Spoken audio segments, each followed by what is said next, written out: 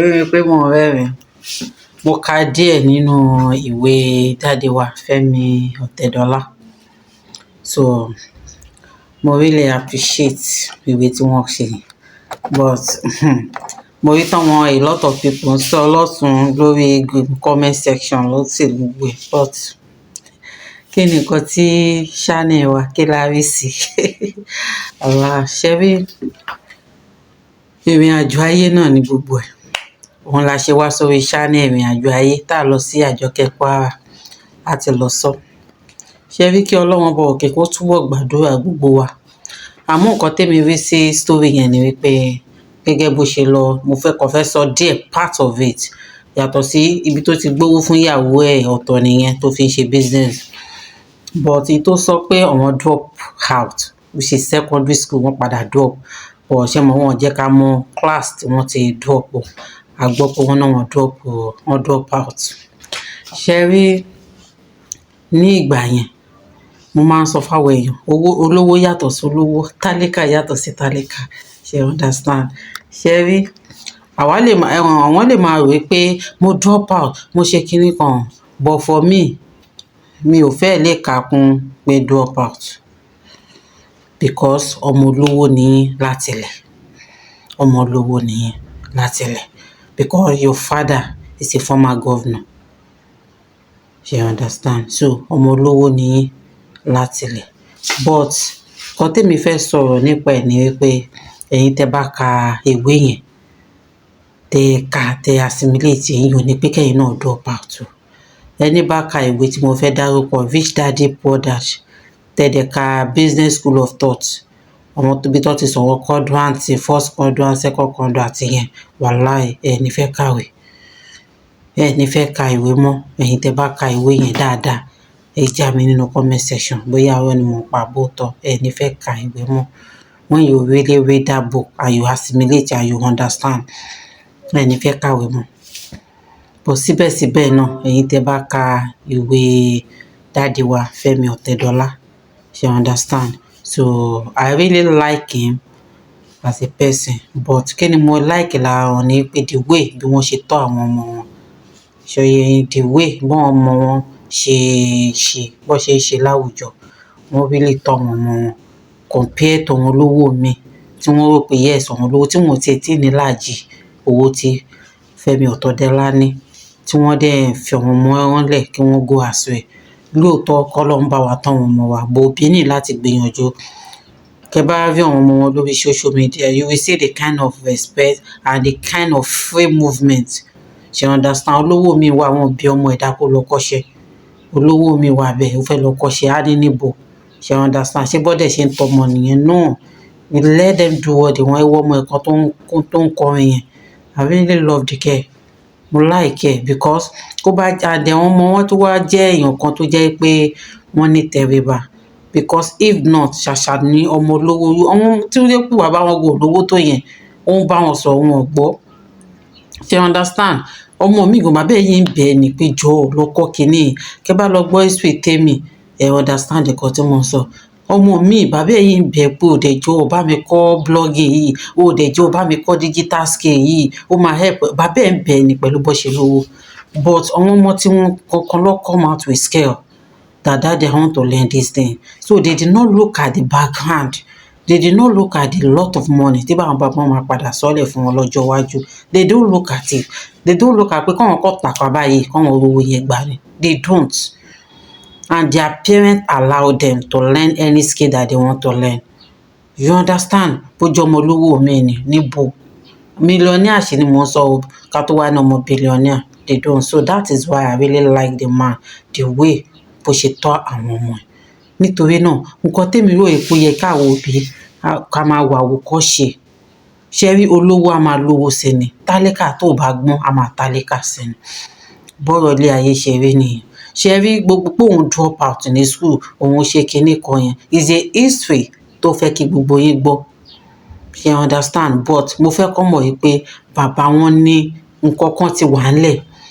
To get a connection nílùú Èkó easy. Daddy wa Fẹ́mi Ọ̀tẹ́dọ́lá. To get a connection in this country is not easy. That is why some men tó jẹ́ pé they are not interested in going to club, they go to club just to go and get the connection. Ẹlòmíì máa lọ sí club. I have a boss tó jẹ́ pé ó mọ̀ọ́mọ̀ lọ club ni just because òun fẹ́ tajà òun so that wọ́n á lè meet òun lówó, wọ́n á lè bá òun patronize ọjà òun. Lẹ́lòmíì ṣe ń lọ sí club. It's not that pé nǹkan tó ń wù wọ́n láti ṣe ni. And then kọ́ bá dẹ̀ débẹ̀, wọ́n á mu bí méjì àbí mẹ́ta. Ṣé understand? Wọ́n á mu bí méjì àbí mẹ́ta. Wọ́n á mu bí méjì àbí mẹ́ta. Ṣé mọ̀? Kó bá yá, á mọ́ wọn náà lára. Ṣé understand? But for you to get that connection at that age, and ẹ tún sọ fún dáàdì yín pé ẹ need pé kẹ́ lè máa gba commission nínú kinní kan, it's because you have already connected with that kind of people. But now, kọ́mọ olówó kó tiẹ̀ tó bọ́mọ tálíkà ṣe á ṣe báyìí.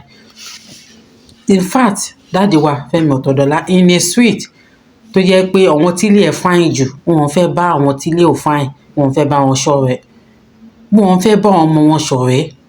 Ẹ tiẹ̀ jàjà ní ẹ̀yìn ẹjọ́ kan múná lọ fọ́sẹ̀ kan. Ó wá jẹ́ ilé tó fine yẹn nìkan lómi ládùúgbò gba ilẹ̀ máa mọ̀ pé wọn fẹ́ àwọn ọmọ wọn gùn ní relate. And instead of them to train their children pé no, life is not rosy like that, ó lè di lọ́la kó yé kan. Ilé tó fine ládùúgbò lè ní after 2 or 3 years ẹ máa tún ilé mi tó fine tó yẹ kó lecture ọmọ in that thing. No, àwọn náà máa fi too pompous ni pé kí ni ẹ fi wá pọ̀ mí lé wa, ẹ máa fọwọ́ dọ̀tí gbogbo ọ̀dà lé wa ni. You understand? For them to open again, if you kọ́kọ́ pass a hose sí ilé wọn kó fi pọn mi nà láì. Ṣé yé yín? So dáàdi wa Fẹ́mi Ọ̀tẹ́dọ́lá bẹ́yìn ṣe ń ṣe tẹ́ ń fa àwọn èèyàn mọ́ra. I don't really know, but from your children I can see. Ṣé understand? Wọ́n fa àwọn èèyàn mọ́ra.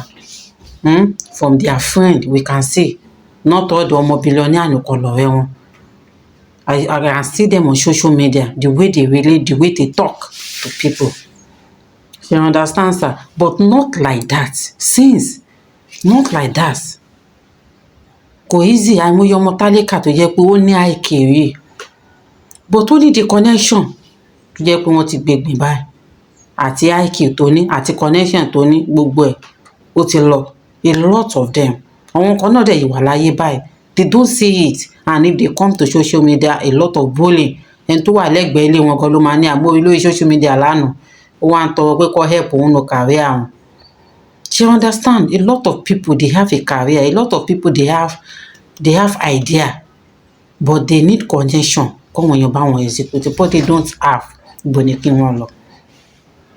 Èyí tó jáde tó tiẹ̀ drop out secondary school tó yẹ pé ó ṣetán with a good result kò tí ì school wọ̀. I know a someone tó jẹ́ pé kó tó lọ sí school ó ní ìkọ̀kọ̀ tó máa tà ìgbà tó dẹ̀ máa jáde first class ló mú jáde. A lot of them. Irú wọn yẹn náà wọ́n lè ní idea, wọ́n lè ní nǹkan tó lè turn from paper to cash. But where is the connection? Because they have to get there before kó tó lè execute a project yẹn. But no, they don't have anybody that can take them there. Àwọn kọ̀ọ̀kan tí wọ́n tún wá ní opportunity, they don't always think rich. They don't think rich. They still think pure. Ẹ jẹ́ kí n mọ̀ mi because water is good o.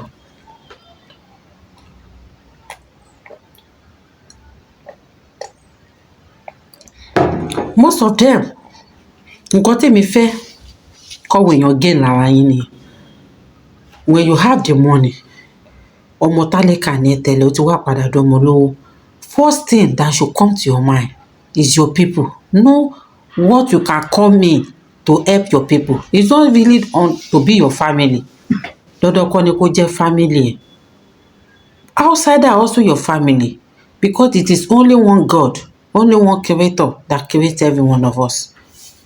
But no, nowadays nísìn kọ́mọ bá ti rí owó, especially àwọn àtàjẹ́ content creator tó jàjà kẹ́ẹ̀tì ẹ̀ báyìí. Mọ́tò tuntun tó ṣe wọ́n, because you have forgotten your family. You have forgotten your background. You have forgotten what you suffer. Lóòótọ́ wọ́n ní kéèyàn bá jẹ̀yà lóòótọ́ ó bá rí owó, in fact wàá gbàgbé ìyà yẹn. Lóòótọ́ ni ẹ máa gbàgbé. But ẹ rántí ìpìnlẹ̀, ẹ rántí pé àwọn kan wà that you left behind. I'm not telling you to be doing things for them individually, but help the society. Kí ni nǹkan tó lè ṣe ní society ẹ̀? We have a lot of farm. Buy the farm. Gbin rice síbẹ̀. gbin gàrí síbẹ̀, gbin a lot of things síbẹ̀. If I have the money, I will do that. If I have the money, I will do that.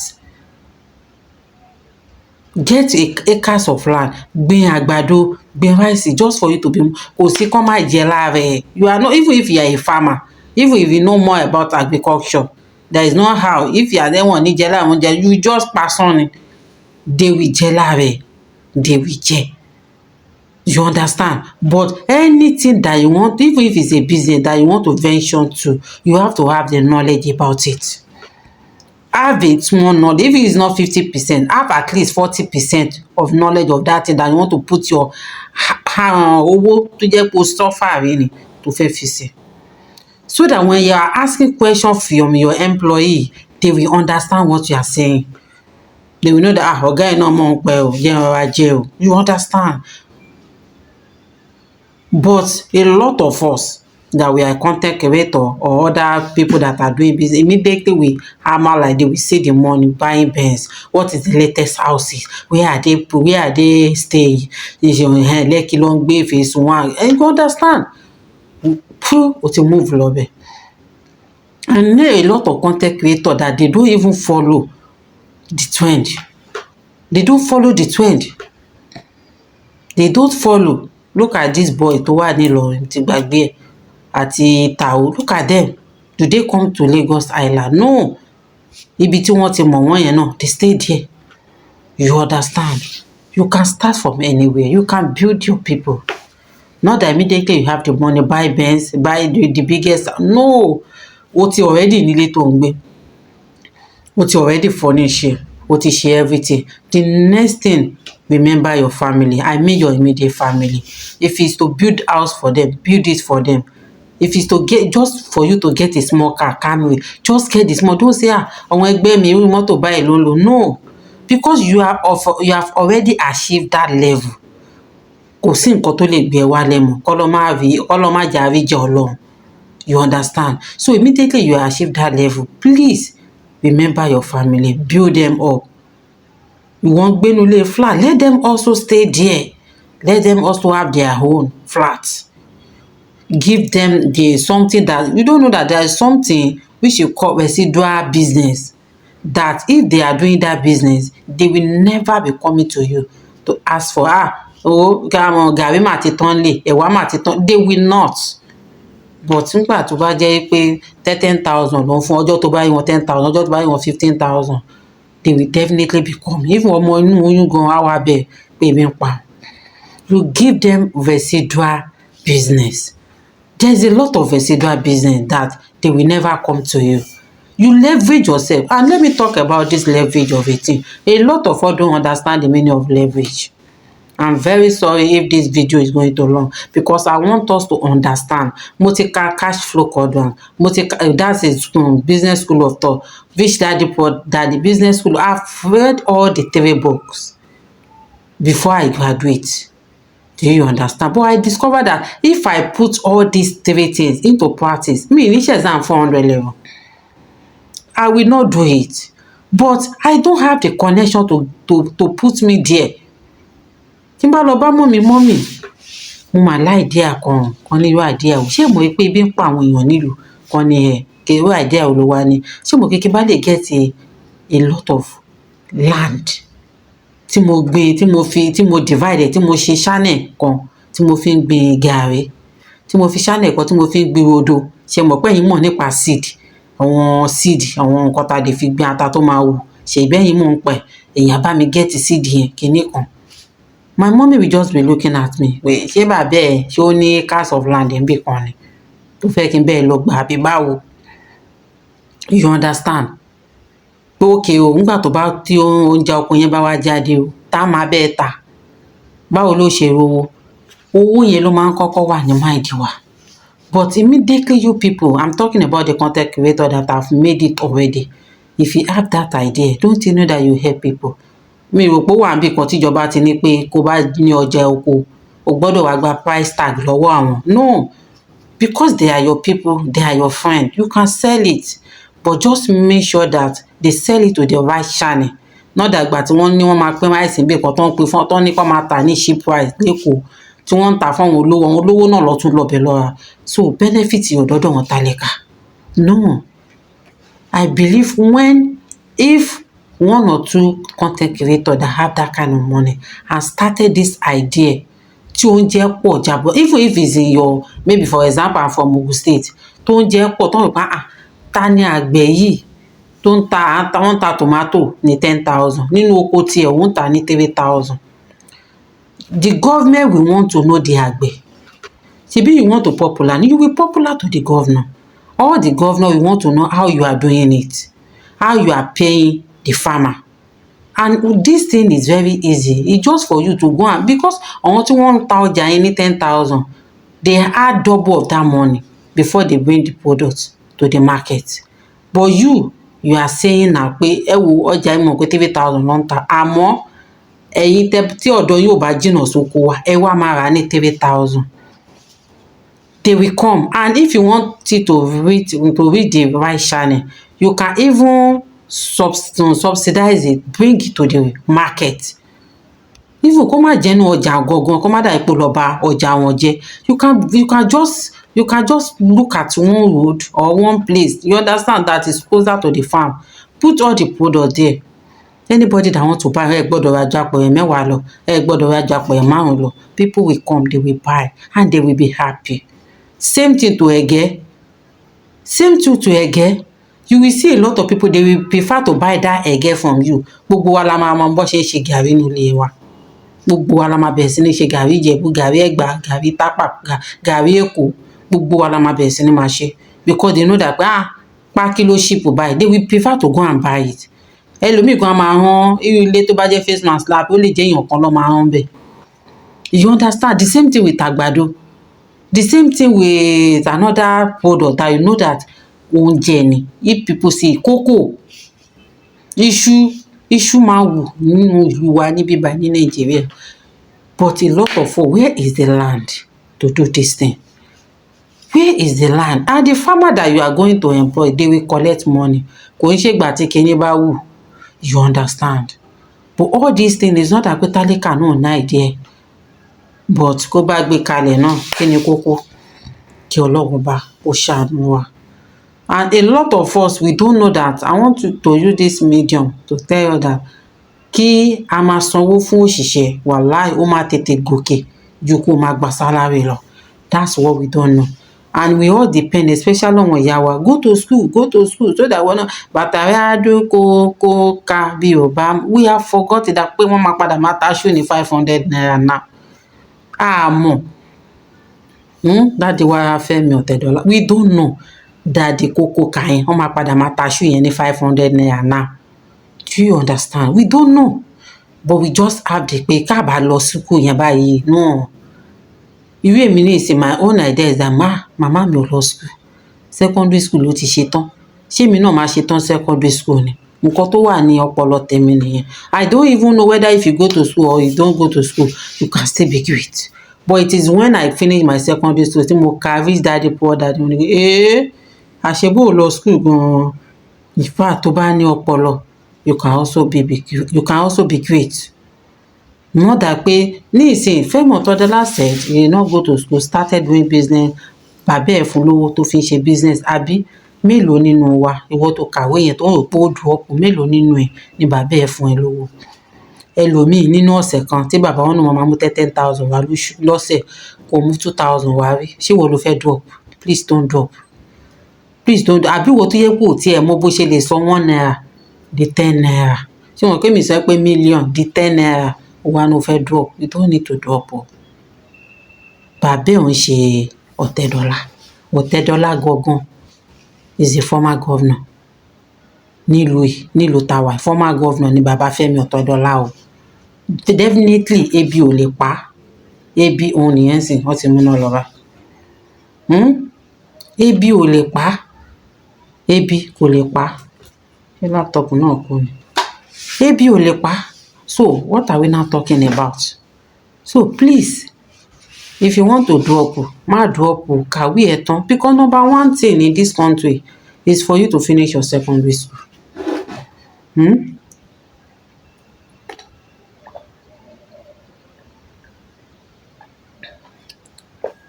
is for you to finish secondary school. Finish the secondary school. Kówó bá wà, go to higher institution. Kówó bá sí, lọ ṣe part time. Don't stress yourself. Everybody máa marry náà ni. Everybody máa bímọ náà ni. Everybody máa jẹun ẹ̀mẹ́ta lójúmọ́ ni. Ọ̀nà tó wá gbégbò fẹ́ kàn àwọn èèyàn, bó ṣe ṣe ò kàn àwọn èèyàn. Do you understand? Just believe you are going to get there. It's not easy. Femi Otedola saying that it's because out of the children, òun nìkan ló come out that I want to be self-employed. Do you understand? Òun ló ṣe tètè gòkè. And not only him on this health, especially in Nigeria, not only him, a lot of people, if out of the 5 people that are graduates, tó ṣe tán school, tó ṣe gbogbo ẹ̀, if one of them decided to stay behind and have business IQ, wàhálà ó máa survive ju wọn mẹ́rin yẹn lọ. Because all these 4 people, they still remain and they rely on salary. Please go and read that book. Bóyá màá tẹ pay ní site. You can read it online. It's online. You can read it freely. That's Rich Daddy Poor Dad by Robert Kiyosaki. Ìwé yẹn ti tà, ó tà gan, kò ń ṣe kékeré. Do you understand? Because there is what we call, tí mo fẹ́ explain lẹ́ẹ̀kan. Ẹ̀wọ̀n mi létí tí mo fẹ́ explain lẹ́ẹ̀kan about leverage. Do you understand? What I think Femi Otedola and Dangote, all of them are doing is they leverage on their business. Femi Otedola is just only one person. Do you understand? You can't expect him. The reason why some people tí wọ́n ní IQ tí Femi Otedola nìyẹn and wọ́n tí di olówó bí Femi Otedola. Do you know the reason? Is because all their children ló gbọ́dọ̀ wà ní business wọn. All their children ló gbọ́dọ̀ wà ní business wọn. And it's impossible. And most of them marry more than one wife. Mi ò sọ pé àwọn tó marry ìyàwó rẹpẹtẹ náà, mi ò sọ pé wọ́n di millionaire. But ìyàtọ̀ máa wà. Do you understand? Ṣòye, but Femi Otedola based lórí ìyàwó ẹ̀ àtàwọn ọmọ ẹ̀, ó dẹ̀ leverage. Check dictionary, you will see the meaning of leverage. Check Google, you will see the meaning of leverage. It's good to leverage. If kò jẹ́ ata ló ń tà. There was a day I told my mom, which is my husband, that ṣó mọ̀ pé àdúgbò yìí kò sẹ́ni tó ń ta tán bí báyìí. Àlọ́bẹ̀yàn ṣe wedding ni. My husband was like, ata, kí ló kàn pẹ̀lú ata? I was like, this is another business. À ń wá ibi tá ti fẹ́ tá ń lọ fún wedding. A ti kọjá street mẹ́ta díẹ̀, mi ò rí aláta. As if mi ò rán mọ́là tó kọ́ máa jókòó. Mo ní this business, ó wò mí báyìí, mo ní yes. Mo ní assuming if you can allow me, kí n kò rọra ní space. Kí n kò rọra ní space kí n máa ta ata nínú street yìí. I will make sure that I join the 3 streets together. And I will be supplying them pepper. My husband was like, Mushin tó jìnnà, ọjà Mushin ojúwòye kò máa jìnnà sí wọn. Wọ́n máa ta lọ́wọ́ ẹ̀. Mo ní yes, because people prefer they supply them. Because ìgbà míì ẹlòmíì kan máa wọnú freezer ata ti tán kéde kan. Some people, they have freezer, but they don't know how to use it. I will lecture them. I will just have a small car. Thank God.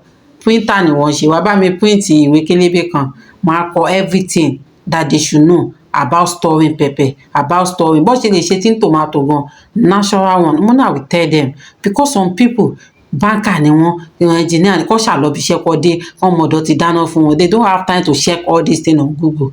I will tell them. Màá wá ṣèwé yẹn, màá lọ bá kí ló ń porúkọ ẹ̀. Gate man wọn tó máa ń wà lẹ́nu gate, kò ṣe gate man lé wọn gangan. Màá bẹ̀ pé èló ni mo lè sọ fún flyer, banner kékeré kí n kọ́ wá gbé sẹ́nu gate wọn. Mo ní don't know that people will patronize me. And it's not necessary I stay there just for me to spend like 1 week to do that thing. Excuse me. After that, ó lè jẹ́ pé ẹ̀ẹ̀kan lóṣù ni wọ́n máa supply wọn láta yẹn. My husband look at me, ó ní ó dẹ̀ rí sọ, but mi mọ anybody ní bíbá mo ṣe ti yàtọ̀ sí gbogbo yẹn. Pé kọ́ wáyé pé gbà táwọn yìí ń gbé mo ṣe ni irú ìyá mi tó jẹ́ alájà sí i. Àmọ́ bó ṣe àti ẹ̀ máa rí inú wọn tó jẹ́ Corib member so that alájà lè bá mi bá wọn sọ. You understand all these things? Kí nìkan tó ta nídìí mẹ́ connection, because you can't just go to any estate pé o fẹ́ tata o fẹ́ patronize. I have that idea of ata is because mo tata ngbà mo wà kékeré, and I discovered that a lot of people tí wọ́n máa ń wà lè dey buy pepper more than àwọn tó ń tọ́ ní ṣọ́ọ̀bù àbí nǹkan kan, àwọn tó jó ní ṣoṣù yẹn dey buy more pepper. Do you understand? So there is a lot of business, even meat sharing. Now thank God a lot of people have been doing meat sharing online now. Do you understand? Ó lẹ́yìn táwọn náà máa ń bá pín ẹran, kó bá ti fẹ́ pín báyìí kan lóṣù ni ẹ̀ ló ó yá portion mélòó, portion méjì, one portion is 35,000 naira. Do you understand? Lóye màálù yẹn bó tún ṣe ń yè díẹ̀ ó máa rí nínú oṣù yẹn. Wazumi kó tún wá níwá bó ṣe níwá bí ó tún wá níwá different channel, ṣé o mọ̀ pé ó lè dolówó láti bẹ̀ ni? Yes, but kí ló need connection. So know how to leverage. Maybe I will still have time, or after this video I will talk about it. Leveraging on your business is very good. Don't say that you know it all. Àwọn tí wọ́n know it all, they eventually have one shop. A lot of people ẹlòmíì ní like 4 shop tó ti ń ta ọjà, but because the mind kò ní rest, when you want to learn more about leverage, ọkàn gbọ́dọ̀ papọ̀ sójú kan. What will be kò ń ṣe pé o ní ọjà ní shop A, o wá rò pé àwọn ọmọ yẹn ti fẹ́ jọ ọjà shop B tán, you just have apá. You just find one day. You don't need it to put it in your mind, because when you put it in your mind, you can't be òun lẹ́yìn máa rọ̀wọ̀n ìyá yẹn. Ọmọ mi Kadija ó ti wà ní shop 1, ọmọ mi Ramsey ó ti wà ní shop 2. Ó pè mí kọ́ ọmọ mi máa jí. At the end of the day, you will eventually come back to one shop. Ó pè ẹ̀ kọ́ ọmọ, why can't you, like Fẹ́mi Ọ̀tọ̀dọ́lá now, ó fi àwọn ọmọ ẹ̀yẹn sílẹ̀, go and leverage on your own. Ẹ wo ọkọ Tẹ́mi Ọ̀tẹ̀dọ́lá yẹn nísìn, ọkọ ẹ̀ náà leverage, have a lot of businesses tóun náà ṣe that nobody know. We all believe that pé orin ló ń kọ. Búrẹ́dì tó ṣe é só jẹ́ kọ́wọn èèyàn lọ tú díẹ̀ ò pé eléyìí gan billionaire ni. Ó lè jẹ́ yẹn gan lọ kọ ní bàbá Fẹ́mi Ọ̀tọ̀dọ́lá máa pé no, this man ó wọ̀ tiẹ̀. Kò ń ṣe pé kò jókòó síbi ìkọ̀kọ̀ ní mo ní ṣọ́ọ̀bù ní Kẹjà, àwọn ọmọ ń tajà fún mi. You are not rich, you are poor. Àbí wọ́n tó ń ta jewelries, mo ní ṣọ́ọ̀bù ní Ojúwòyè market, ó wá jókòó sílé, òun kúrò ní láago kan. You are not rich, you are poor.